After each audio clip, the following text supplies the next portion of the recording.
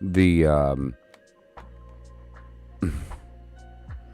the absolute beauty of the timing of that happening. I don't even know what to say. That's just funny. So yeah, I don't know. Should I wait for some people to pop in to say goodnight to you personally, or should I just cut bait and go to sleep?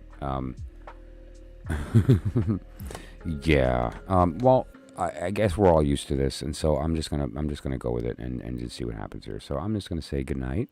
I appreciate everybody that stopped in. Let's take a look at that mask that kept shutting down the stream because I didn't touch it. It wasn't my fault. She did it. It was her.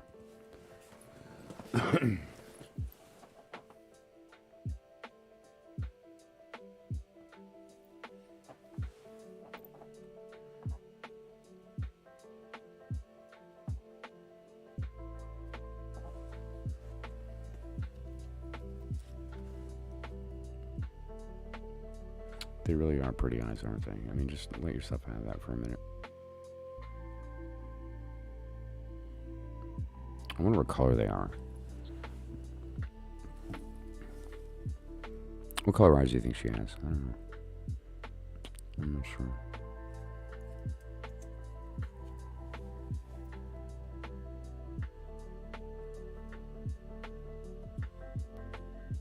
I guess it's different for everybody, right?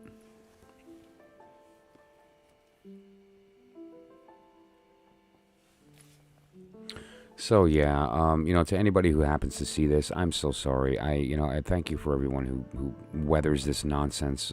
This will get fixed soon. It's going to take a lot less money to do than so it'll be sooner than later. And thank you for your patience as I go through this. I just got to get a new router and potentially upgrade my laptop. So once those two things are done, this isn't going to be an issue anymore. And I'm very sorry about that.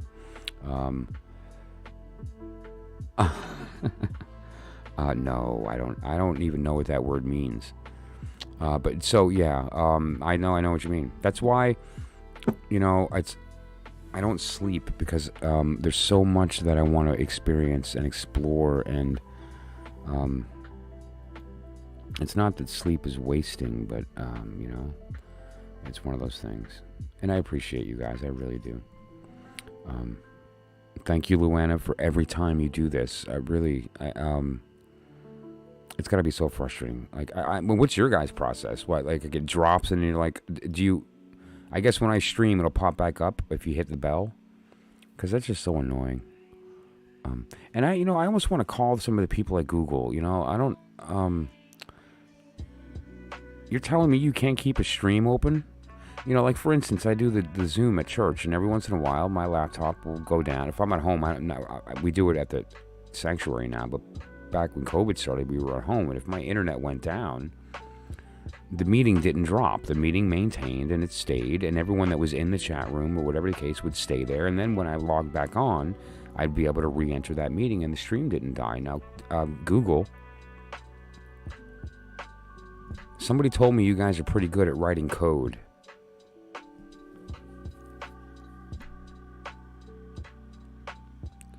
I don't know. Perhaps there's a way that you can trick the server into keeping the stream open if one person happens to know. No, I understand that, the individual who's doing the streaming is a major part of that. But, I mean, clearly there's an intent behind stopping and starting a stream implied by the buttons used. And if it's just like straight up in the middle of a sentence being spoken and it drops off, no, I'm not expecting your AI to listen and wonder whether or not something's being spoken or to make the decision on if should the video be done or not. But there are ways, understanding the process of the billions of hours of content that have been developed that you can now, interrogate and say, okay, well, what is the, hey, machine learning algorithm, figure out when a video that stops is somebody that kept starting up his stream over again and somebody that stopped that didn't do that. Look at what those are and then come up with an answer here on why you can teach a new AI to write some code that this stream won't drop, and that these wonderful people who spent a lot of time reading a text and chat and can maintain that conversation. Engagement, right? Isn't that where the dollars are, Mr. AI? We're going to make money through engagement, and let these people engage. And don't drop the stream just because my internet goes down. So, anyways, that's my rant. It's not going to happen. I know. And I know why. You know, I get it, but still. So, let's do this. This is my magical diary. This is not my notes from, this is some stuff in here. You can't see, but you can hear. Okay.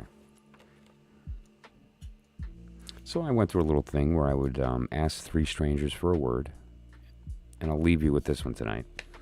3 words that I got from 3 separate strangers are action, freedom, why. W-H-Y. Why. And so now just write whatever you can using those 3 words, and here's what I came up with. Why does the mind's compulsion to seek freedom always lead to the action of the ego toward binding oneself? Why does the mind's compulsion to seek freedom always lead to the action of the ego toward binding oneself? Very good question, Michael. I think I'll plant that in my brain and think about it all night long, and then I'll wake up to a text message from Shushu with the answer.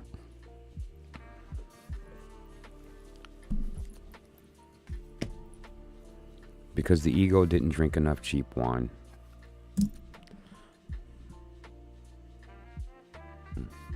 Just imagine, cheap wine could have fixed all this. Thank you so much. You're amazing. You're awesome. You're incredible. And I mean that, and you know that, because, come on. We are everything. I mean, own it. It doesn't get cooler than that. Missy, do me a favor. Email me a time that we can speak in, on the phone. And actually, there's so much that we got to kind of just get out about this initial stuff, and then you're reading. And if you can't, that's cool, but, it would be cool. Otherwise, I love you. And, I know that you're having issues and things are weird and relationships are up and down and you're feeling kind of unsure about stuff. But just at the end of the day, remember that you have a hot-ass husband and he's just so dreamy. And so just, wait till he falls asleep and just look at him because he's gorgeous. Can't you just have that and just be happy? But thank you so much to everybody who joined. Really, I mean that. And we'll get this thing figured out and we'll stop skipping. Okay, so have a good night, and we'll see you all tomorrow. I love you.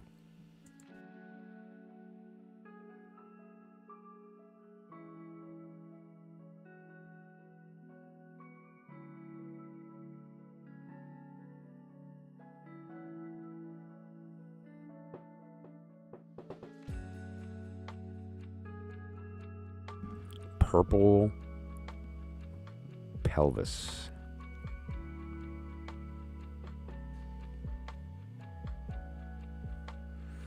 That happened. That actually happened.